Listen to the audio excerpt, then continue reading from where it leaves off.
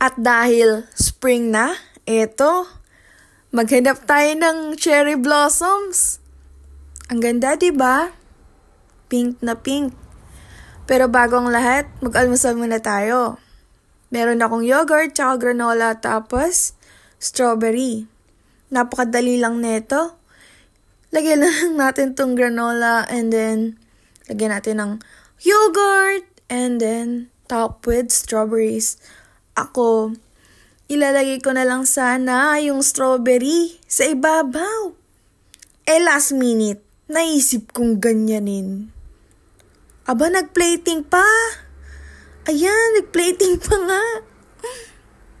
Ayan, tapos, nagluto rin pala ako ng miso soup. Ayan, tapos, syempre, na-appreciate ko yung ganda ng breakfast ko. Kaya, ang dami niyang clips. Mahilig kasi talaga ako sa strawberry. Ayan, kahit makita niyo sa Instagram ko, palaging puro strawberry yung feed ko. And anyways, masarap naman siya. 11 out of 10. And then, dito kasi mahilig sila na nilalagyan ng condensed milk yung strawberry. At bago ako umalis, syempre, linis-linis muna pag may time. And then, after nun, nagyalamas na ako and then nag-ayos, of course, Kilay is Life, and then blush on, and lipstick. Tapos, inayos ko yung buhok ko. Bibigyan ko talaga ng chocolate kung sino makahula ng favorite color ko. Ayan guys, ngayon lang ako nakalabas. Kasi, ang bagal kumilos, nagsasound trip pa. Ayan. Titignan ko lang muna yung mga sakura kasi yung iba, bumukadkad na. And ngayon ay April 2. Nung first time ko makakita ng cherry blossom, March pa lang meron na. Pero ngayon, April 2 na. Medyo may mga hindi pa nag-bloom. Pero meron na din namang pa-start na talaga siya. And hanapin natin.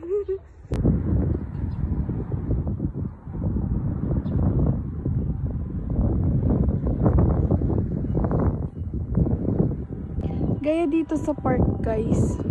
Ito meron na siya. Itong iba, ayan o, pa-start na sila. Ayan, yung mga puno. Ito na siya, pa-start na siya. Pumukadkad na. Ayan. Ayan na yung cherry blossom. Ngayon ay April 2. Ayan na yung cherry blossoms. Pa-start na siya. I'm so excited. And then, ito yung kulay pink. Ayan. Plum blossom. Not sure kung plum blossom ba to or sakura. Pero kulay pink siya. Ayan. Parang sakura din siya na pink. Di ko lang alam kung ayun ba talaga. But then, ayan. Mabango siya. Tapos, ayan. At dahil 2020 pa, yung huling kita ko ng cherry blossoms. And ngayon, sobrang excited ko kasi nga, ayan na siya. Oh my gosh, ang ganda-ganda niya. Sa ngayon, hindi naman siya masyadong mainit at hindi rin masyadong malamig. Sakto lang, kaya ayan. Aura-aura tayo dyan. Welcome, Spring 2024. Mahaba yung naging winter ngayon, kaya medyo na-delay yung sakura. April 2 na ngayon, pero ito malapit na yan. I'm so excited. Ayan, ganda. Guys, April 2 ngayon and ayan, ang ganda na niya. Namukadkad na. Ayun yung sakura. And then yan yung orange tree. Guys, ito na yung plum blossom na pinuntahan ko nung nakaraan. Ang ganda na niya as guys. Ito na. Tcharan! Ako lang ba yung nakaka-enjoy na pag-isa? Tapos, maglalakad-lakad. Tapos, ang ganda ng view. Kaya nakaka-relax talaga mag-me time. Ito yung sinasabi ko sa inyo. Ayan o. Meron dyan. Tapos, ito yung sakura na isa. Yan. Ito naman yung orange tree. Ito. Maganda. Mga bulaklak. Diba?